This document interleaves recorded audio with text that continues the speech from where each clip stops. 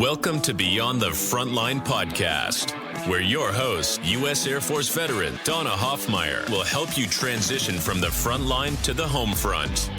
Listen every other Wednesday as we'll bring great conversations, resources, tips, and feel-good stories that will resonate and relate. Now, here's your host, Donna Hoffmeyer. Hey everyone, this is Donna with another wonderful week of Beyond the Front Line.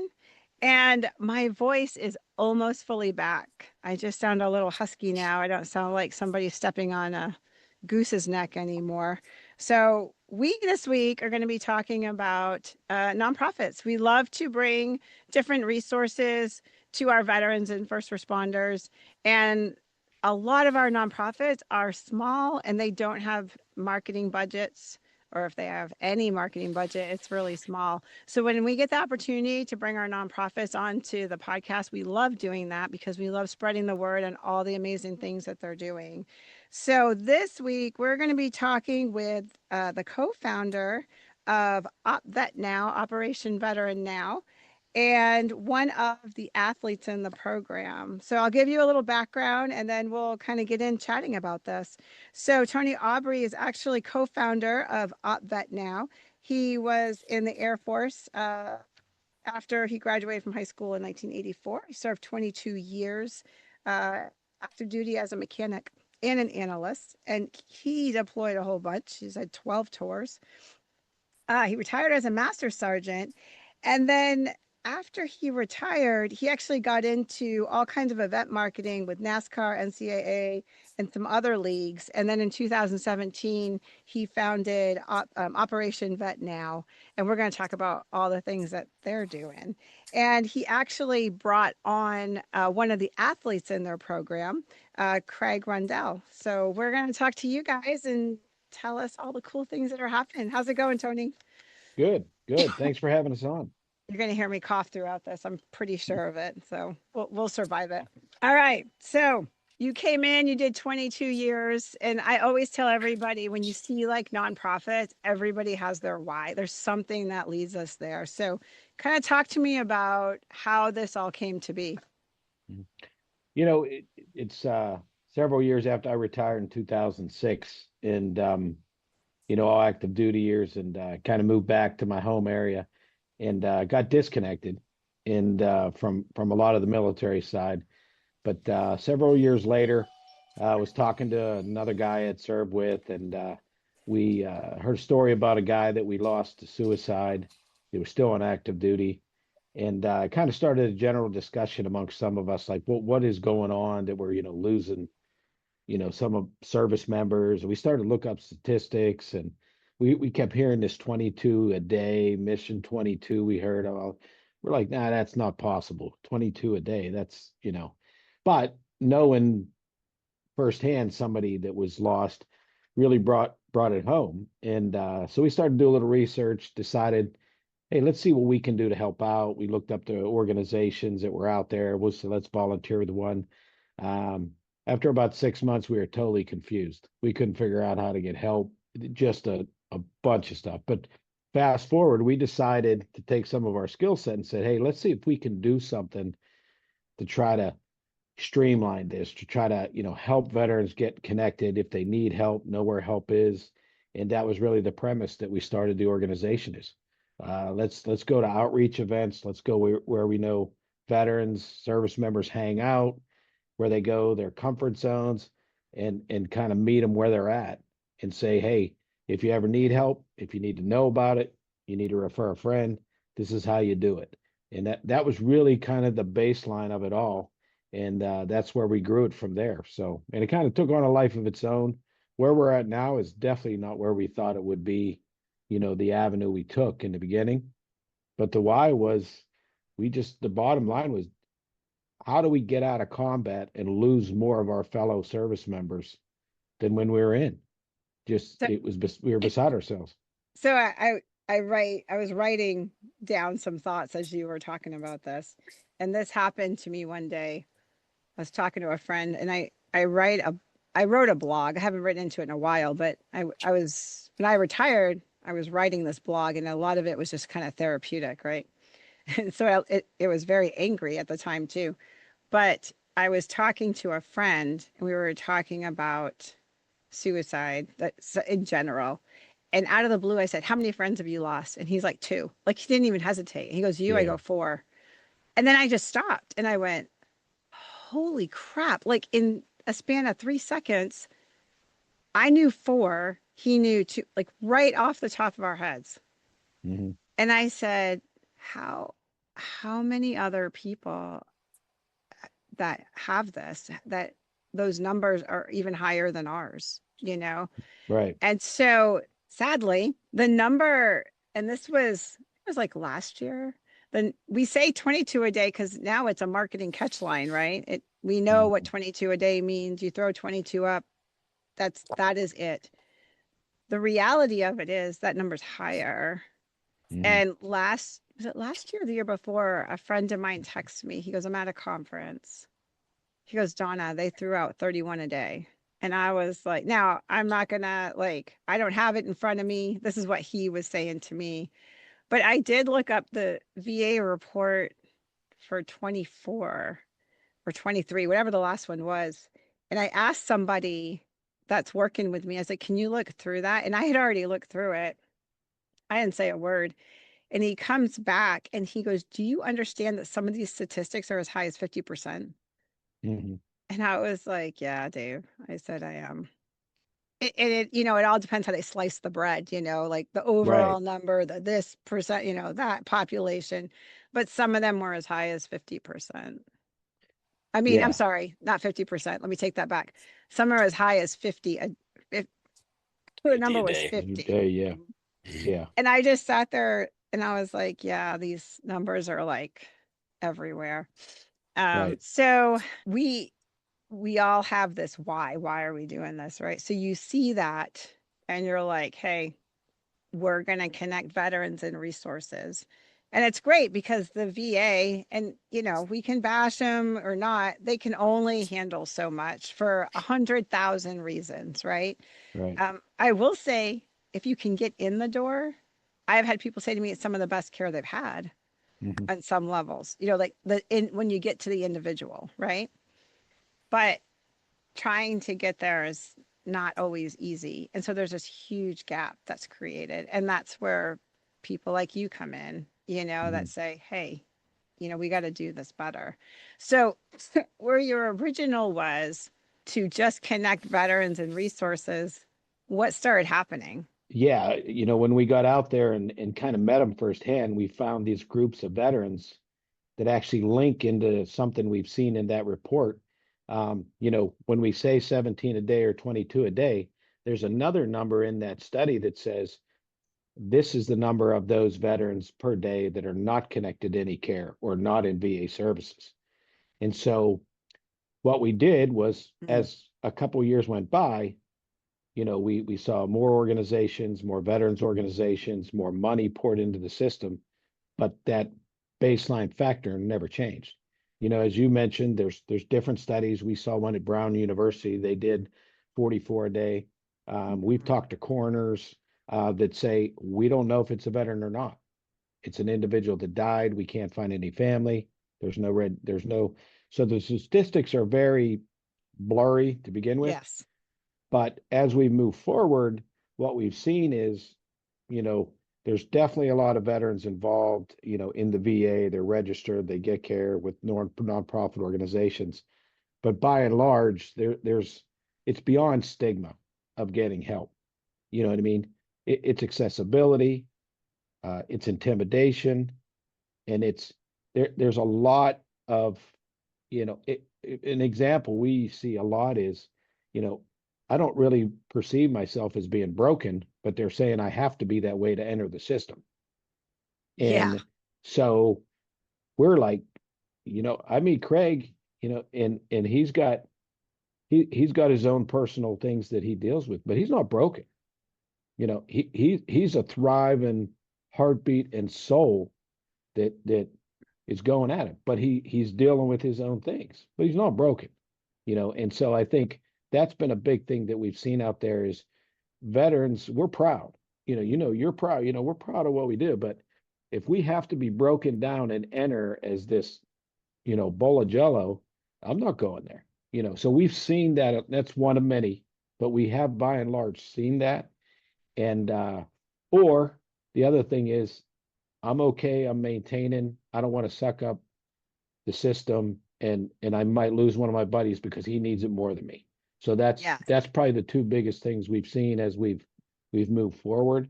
And just the type of care, we feel it's in a silo now. The more money, the more money, the more money, but that continuum of care is still within one little wall. Yeah. We have more therapists, and I apologize, you got me on a subject I'm doing a lot of research on right now. And Craig, I brought him on because he's been together with us, and Crystal, his wife, both veterans, for a while. And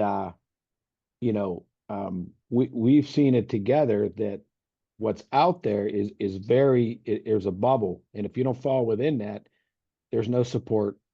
There's nothing there. We don't fund that. Okay, well, you fund something that's very stagnant, so why not? I just had this conversation a couple days ago with another nonprofit, and I said, why is it we have to sit at the bottom of the hill and wait for them to all come down?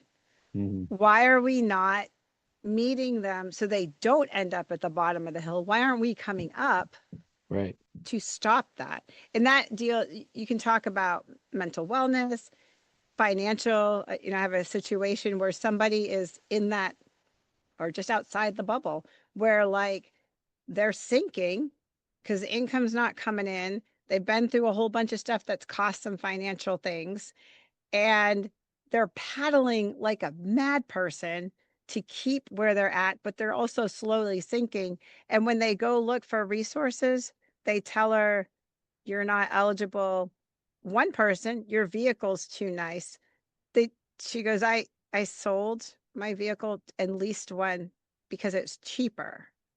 So I could, yeah, your vehicle's too nice. These are being said, these are by nonprofits that are supporting the veterans. So when you say that, I'm like, exactly. You've got to meet every person where they're at. And the goal is never to have them step backwards, keeping them moving forward. So while we're talking about people, and let me go here.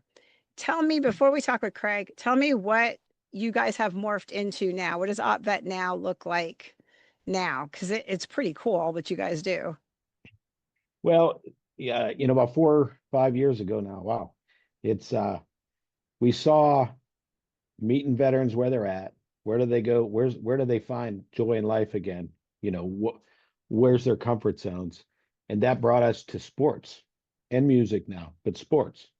And we had a young lady that was not a veteran. Her dad was a Marine veteran that kind of lit the fuse with this. Jackie she was the first ever pro woman snow bike racer in Minnesota. And we had a discussion with her dad, and it kind of went from there. And she started to carry the torch of this message about suicide prevention. And we also do a big thing to honor, fallen heroes, ensuring their memories are never forgotten. But fast forward, that's how Craig and Crystal came to us. They saw her and, what it was about. Another young guy up in Boston, big into jujitsu. His goal was to get to the UFC, but jujitsu and the gym were his home. That's his medicine. That was his tribe, where he went. And we saw this and we're like, wow, this is just, we made everything to get better so complicated that the simplest things just don't work in what we see in the eyes of therapy. And that's when we started meeting we probably had about 10 on the team for about a year and really watched it. And it was amazing how it was. And how they really did this on their own. Craig and Crystal were going to competitively shoot, and there was a passion in their voice whenever I sat down and said, where are you going? Well, we're going to go here, we're going to go there, and then we meet this person, we do this. And the purpose and the goal and the mission in their life was We know we have to support that process. We know what we have to do. But I'm saying every time that I've talked to a therapist, I talk to someone in the mental health, they say these words: purpose, renewing my identity, having a reason to be back the next day. I'm like, they're telling it to you, right to you. But you're saying, take this medication, sit down in this office, let's talk about it, and let's do this. And that was a big turning point for us. So really, we attribute this whole move forward to the feedback of veterans that have started to figure this out on their own. And now we've brought other groups in, and heck, Crystal and Craig they always rode dirt bikes, but now they're part of this dirt bike community, and it's a really cool deal. They just got back from Kansas. Hopefully Craig will talk about that, about where we get a bunch of our groups going. So that's kind of what it's done. The music side has come on because we see great value in music as an outlet for many. A little bit more science and study and medicine or medical behind that. Yes. But so what we've done is to kind of circle back to start of where we're at. I think I read there's 40,000 plus nonprofits that say they help veterans in the country, way more than Yes. 40,000. Yep. We've told all our team, we're not about saying you need to publicize OVN. We are an access point, but we have some good partners that we have seen do really good things for veterans, and we push them out. We say, hey, veterans, if you need help, if you need a 24/7 peer-to-peer network, you need to talk to a veteran, you can dial this number. We work with the VA and the vet centers and that all the time.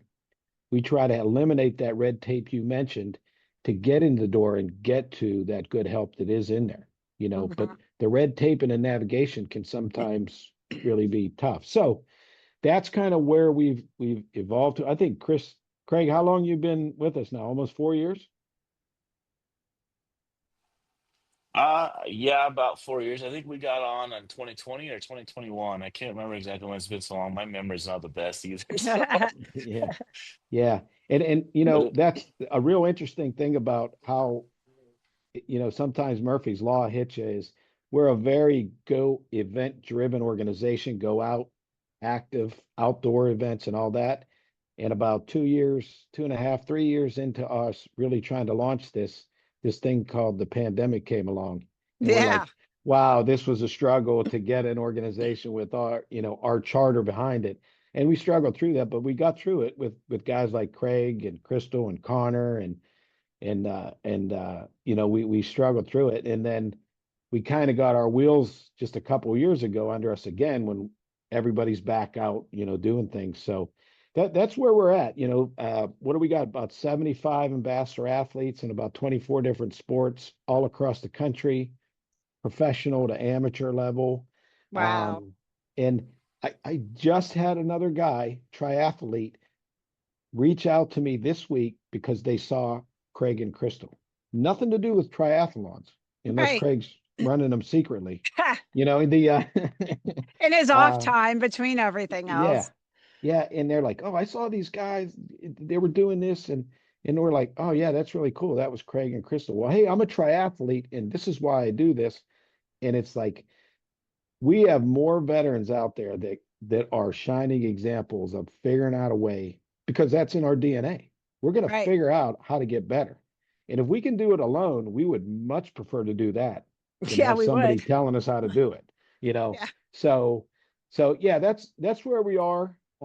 We're really, really dug in on research right now, and we're looking to produce some papers and some articles and have them out there about what we're seeing.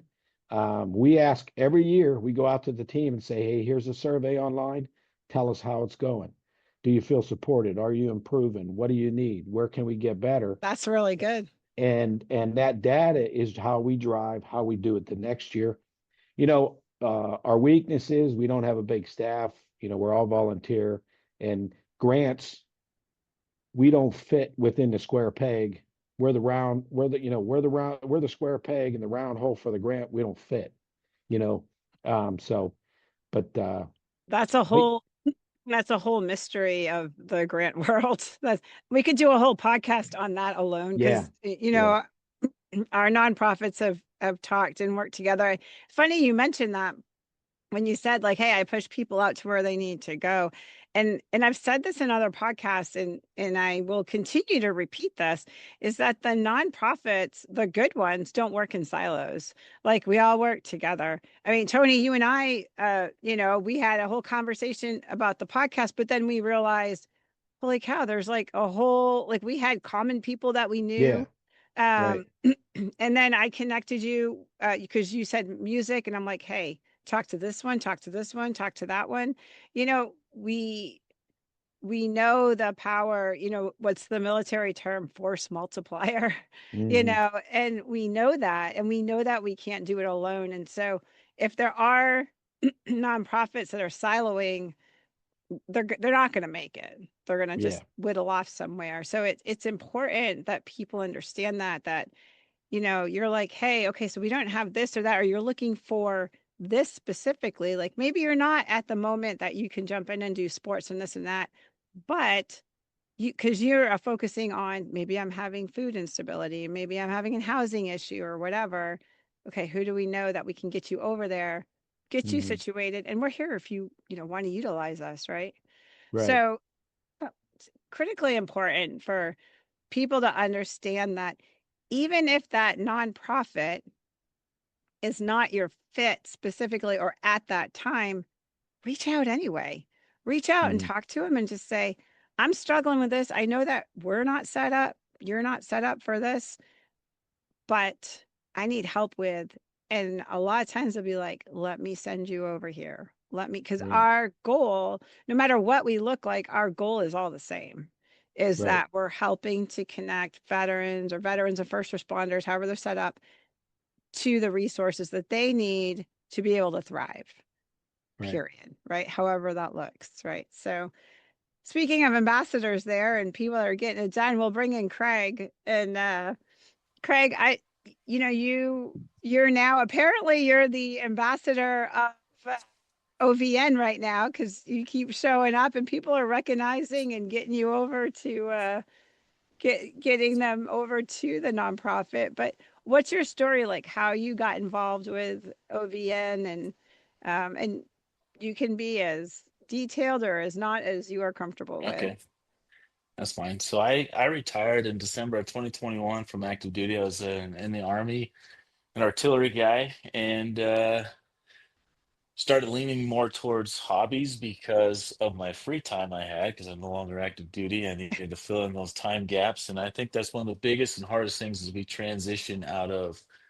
any kind of workspace, whether it be military or civilian alike. We're so involved in our communities at the office, at work, time. And if we don't fill in those time gaps with other stuff that's important, then we tend to get very depressed. And I found myself right in that same gap to where the first 6 months of my retirement, I wasn't competing as often as I wanted to because COVID, we were still on the tail end of the COVID thing, the pandemic. It was hard to get out and do things. So I started getting a little bit depressed. I wasn't working, wasn't doing anything. I was just trying to hang out and trying to figure out what I was going to do, how I was going to come about. And then my wife and I found Jackie. And we found her over social media of all places and started following her. And then we reached out to her and started talking to her on social media and became kind of acquainted with her pretty well. And then she referred us to Tony. And then we kind of got in link with Operation Vet Now and kind of figured out that that is a mission that we knew that we could be a direct involvement with, and we loved it and we want to be part of it. And so we joined the team of the ranks of the Ambassador Athlete Program of Operation Vet Now, which I think out of all of the nonprofits that are out there doing great things, helping vets out, they can't spread the word as well as we can when we have 75 athletes competing in all different walks of life at different levels, whether it be amateur to professional athletes across the world and reaching out to veterans all over the place.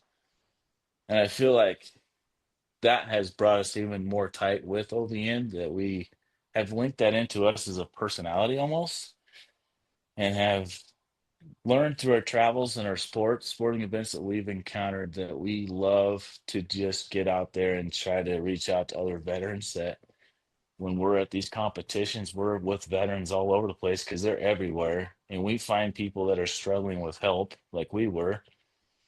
And so we can actually sit down and talk to each other because one thing that vets do, they talk to vets. They don't like talking to therapists. They don't like talking to counselors unless they have a connection with them, which can be a Yeah. hard thing to get.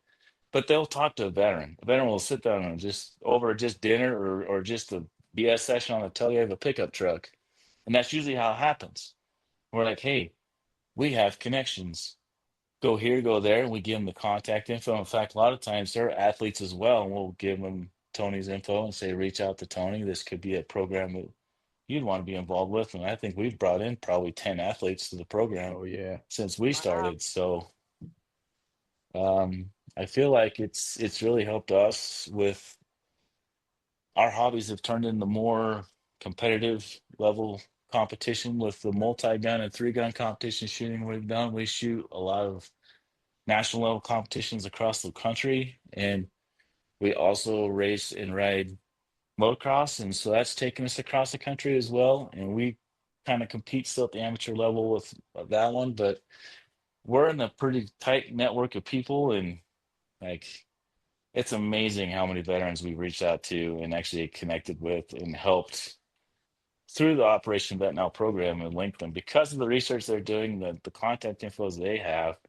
We're able to give that to these people, and then they can reach out and get different help other than just using your standard VA or vet Yep. centers or civilian sector. Because I've used them all. I'm not a victim of any of them. I'm just saying I've used the VA and I still do the vet center. I still use those guys as well. But I find that I'm in and out of those networks a lot because the counselors and I may or may not see eye to Hmm. eye or come in agreement. So we just don't have a connection, and it's really hard to maintain level of care you need when there's no connection there. So that's the hard thing about the systems. The system's great. They're there to help and they're willing to help. But the problem is if there's no connection, is that help really helping the veteran? Mm. I You think that's the gap that's not there with the system yet. That gap is still wide open. And so I think where this athlete program fills that gap because we come in as athletes and talk friend to friend or vet to vet, and we're now that connection for them and that help that they get. you bring up a very good point, and it's funny. Um, this situation actually popped up not long ago, and so the connection with their mental health or their therapist, right? And I'm a firm believer the same thing. If you don't connect, do you really think anybody's going to open up and tell them their worst nightmare, deepest, darkest troubles? It's not happening, right? Mhm. So this happened recently that I had somebody that was seeing therapists, connected well, been seeing him for a couple years. The problem was the copay, and they were like, hey, I'm starting to really struggle with the copay. Things are getting expensive, whatever. I'm like, okay. So they stopped going. And I said, well, what if we can get this through community care?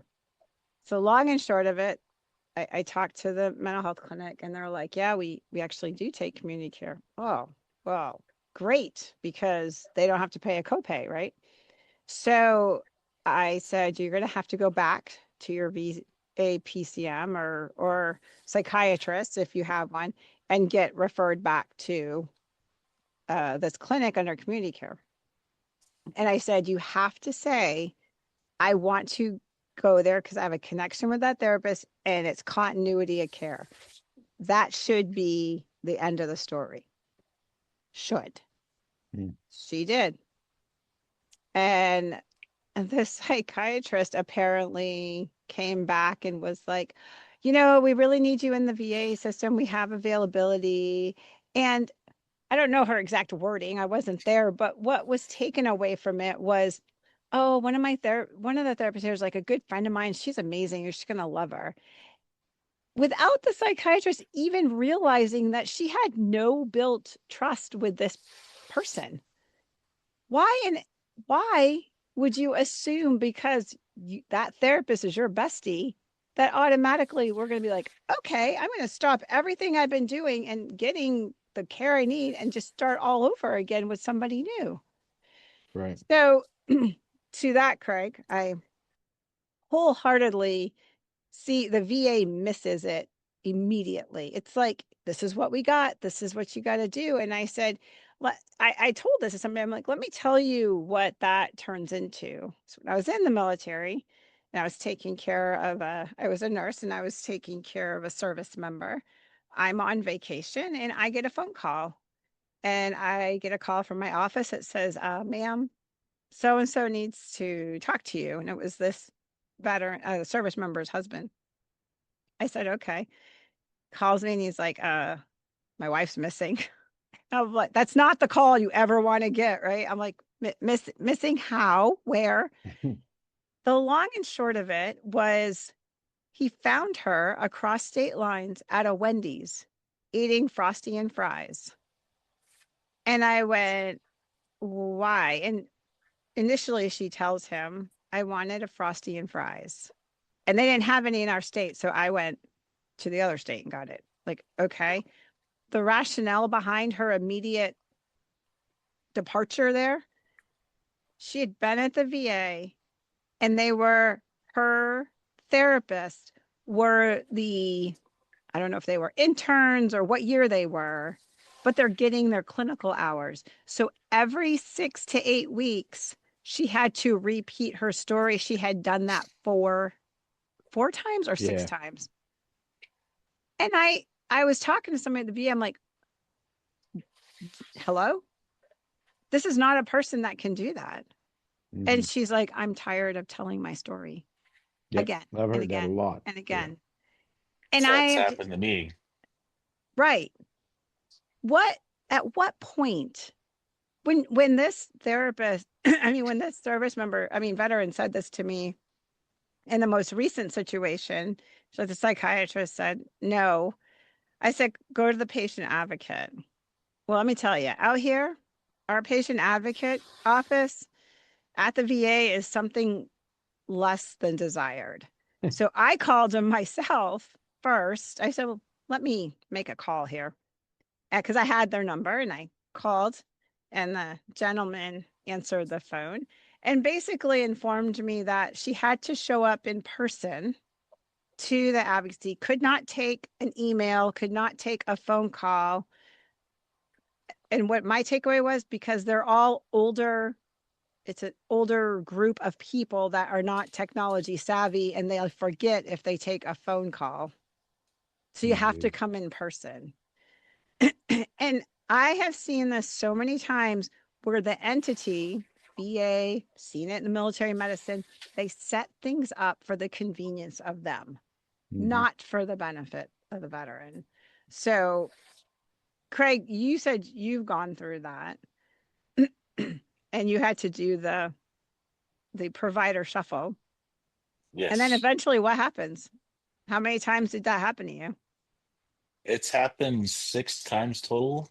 This is since 2007, not since 2021. So starting early on with the VA, and I'm not blaming any of them at all whatsoever, because therapists do got to come and go and they get career changes and stuff like that. Oh yeah, absolutely. However, the one part I do blame is in the system is like they don't really care. They don't look at the patient continuity care part of it. They look at it as like you're getting help. That's all you need.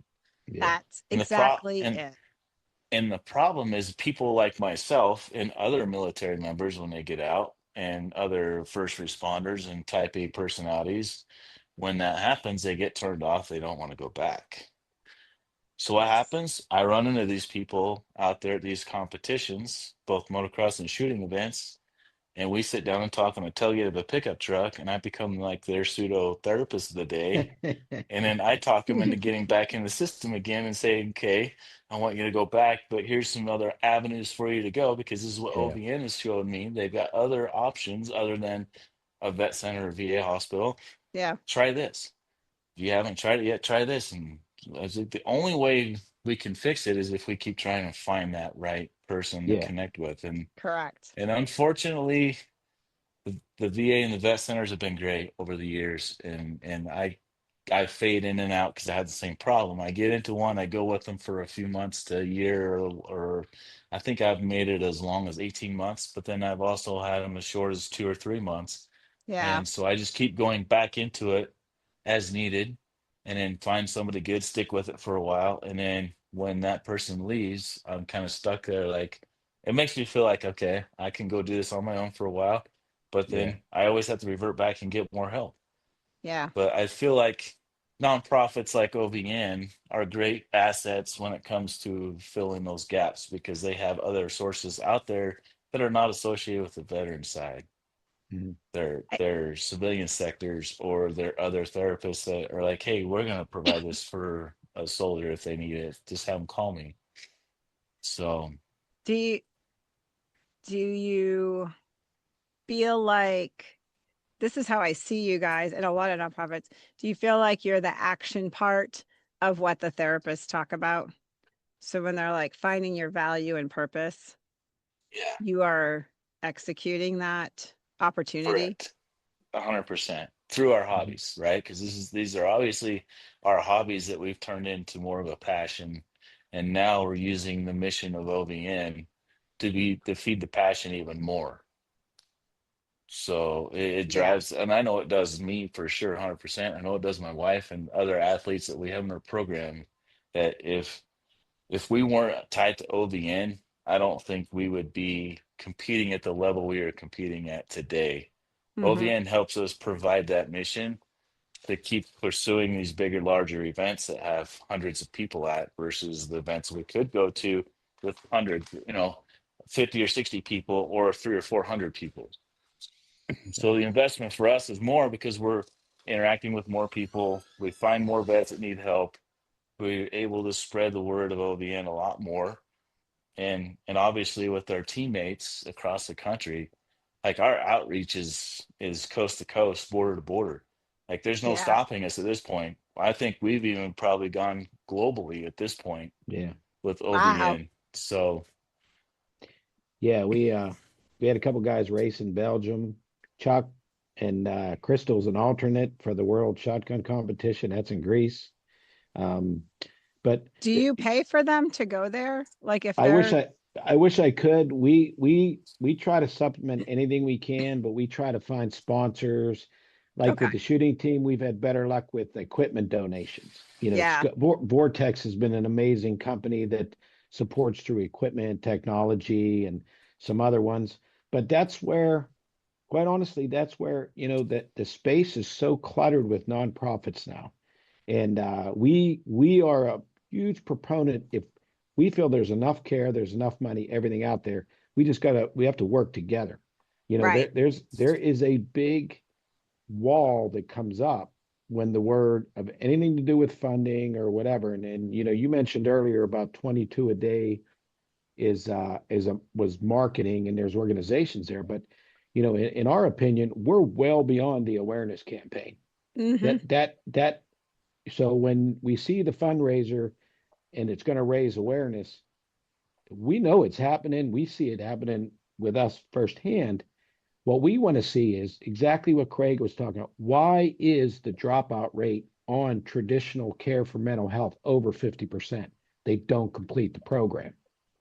But why can we engage them in sports, support them, find something that gives purpose, and often is a supplement to that care? We're not saying define, that's a crazy word, isn't it? Define, but we're not saying take any money away from the continuum of care that's out there.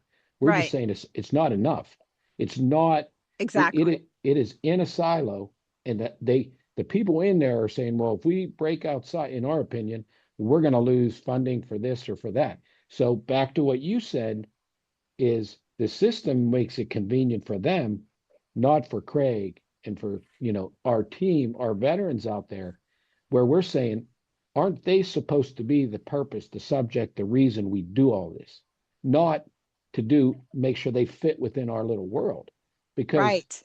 what I think Craig says, and we found, is most of us don't fit in that world. We feel like we're that square peg and they're trying to pound us in their round hole, and it's Doesn't not work. there. No. But Craig, excellent point. We've heard that so much, and we understand that's an insurmountable mountain to climb. A lot of times is therapists change, and I've read and studied that a lot of the dropout rates of care are for that reason. They lose that connection. It no longer they see value in it. Uh, but thank God, that's where we try to use our team is that incentive. Go back again. Let's try another avenue. The thing is, don't quit. You're Don't right. quit because when they fall in that silo and they become alone, the easiest path is the bar stool, the couch, and Yep. to go away. And I'll say one last thing about Craig said he brought probably 10, ambassadors to the team. We would have a ton more. We just don't have the capacity to support them. We're trying to maintain now. The amount of veterans that he and Crystal have engaged with that have ended up through our email, website, call, text, whatever it may be, are amazing. So just the other day, one of our teammates out in Illinois, a Navy veteran, firefighter, Chris is an amazing guy. I get a call. He's like, Tony, guy in a shooting community, Marine veteran. They had to, luckily, they stopped it in time. He was going to take his life, but they got a lot of Got to personal him. problems, whatever. But that community kicked in and a brother and a connection. And Chris, and we got him resources. We got him local resources. We went directly to his county. We said, what's there for him immediately? Because see, the big organizations, they require a month, 3 months, 6 months. We'll be there. Vetting. We don't have that kind of time. What And operation are you part of? What yeah, years were you like they do a lot of right, splicing of that. right. Yes. And the connection that Craig makes on a tailgate of a pickup truck has saved more lives than all these statistics, not yours, all Yeah. these, yeah, so that's kind of, you ask us, where are we? I wish I could have all 70 plus of our team on here talking to you because Yeah. I, I'm the lucky guy to get to hear the stories of when they're proud is when, hey, I did something. I did this. And, that circles back to another part of this is we're built to serve. That was beat into our heads and sometimes physically, literally in basic training. This is what we do. When we come out, that's our mentality. When we see a problem, we want to fix it. We want to help. We want to support. And, we all know we're a war fighting machine, but the heart of us is we're there to help people. When we deployed, I'm sure Craig can tell you, we help more people than we hurt almost, in many cases, not always, Right. but so, that's another thing there too, we hear a lot of that, veterans helping veterans and these ambassadors are living, breathing role models of veterans helping veterans, out of their own passion and goodness of who we are. So, I have to watch because Craig's head is like no. To kick it through the door. Crystal's gonna kick your head through the door. You'd be like, oh Hey, and man. his, he's mentioned her, we mentioned her. Let me tell you, he's a lucky guy. This is one incredible soldier, lady, athlete, veteran. I mean, Crystal is just one amazing individual. I mean, there's been times I've got a text or whatever, and that's picked me up. You know what I mean? Or one of her crazy social media posts, which always make my day usually because it's definitely something off the wall. And that's a big group we have too. You should jump on and watch all the athletes on social media and Instagram. Absolutely. It's flying around like crazy. It's hilarious. But I'm gonna go stalk Crystal. I gotta go see the badass yeah, girl yeah, here. yeah, yeah, And yeah. find You'll like that. shout out Yeah, to She Crystal. would yeah, she would Keeping definitely Craig in make line. you a she would definitely make you a really good podcast if you ever have time to have an Bring her individual on here. on. She'd be one yeah. to bring on for We need you more for girls. sure. Believe it or not, the reason why I was asked to do a podcast, this was years ago. I'm in my fourth season, right? I get a call. I got interviewed for a book I'd written. And then 4 months later, this group, Coming Home Well, calls me, the executive director, and says, hey, we'd like to know if you'd like to do a podcast. And I laughed in this lady's face. Like I'm on the phone. I just bursted out laughing. I'm like, I'm a nurse. Like, I don't have a radio voice. Yeah. I said I probably have a face for radio, but I said I don't have a voice, right? Yeah. So, to know Cindy Thompson, she's a smooth talker, and somehow within 15, 20 minutes brings me from I'm just a nurse to okay. And I jumped in. I had no idea what I was doing. And part of her rationale for this was we need more female representation.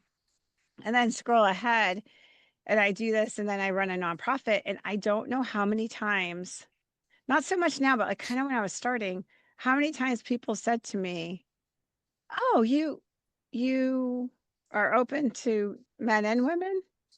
Now, I was a nurse in the military, so I'm like, yeah, why would I not be? Like it very confusing for me. And they basically, the bottom line was when they saw women running nonprofits, they were women specific nonprofits. No knock to them. There's some great women nonprofits out there, but it didn't even occur to me that the number of women running just nonprofits that are open to veterans, first responders, men and women, I guess apparently is smaller. I did not know there was a lack of representation there. So you just give me Crystal and we'll just have a good old time and explain how we can move ahead a lot faster if we weren't dealing with you boys all the time. Oh, yeah, you got her attention right there. Yeah. We like to definitely say, you mentioned things about eras and time served and all that. We tend to get a younger group because of, That's the very sports, active right? and so there. But we've got some fans that they're Vietnam era veterans and so on. But when I watch and see what these veterans are accomplishing, as Craig said, on a world stage, and how much people don't recognize, you know what I mean, what their accomplishment and how much they reach. We got a Marine veteran, 3 times she deployed to Iraq, part of the Lioness program. She is the women's world MMA flyweight champion. Heck And yeah. and you know, she gets more recognition as a champion, and it's amazing.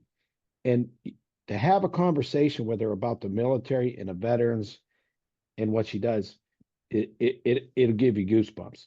She has such a passion to help her fellow veterans, and that's like Crystal. We've got some great ladies. Then Janelle, and Cheryl. Cheryl's a CrossFit going into Olympic weightlifting. Very cool. We have one of the top 25 pickleball players in the United States, and she's a soldier in Miami, and it's really cool to see what they're doing. So I'd be careful because I'll start talking about them like they're my kids, and they're but it's the impact they're having on the veteran community is incredible, and that's why I asked Craig to come on. Craig is a natural born leader. Obviously at his time in the military, but he's looking out for people. He looks out for the other teammates.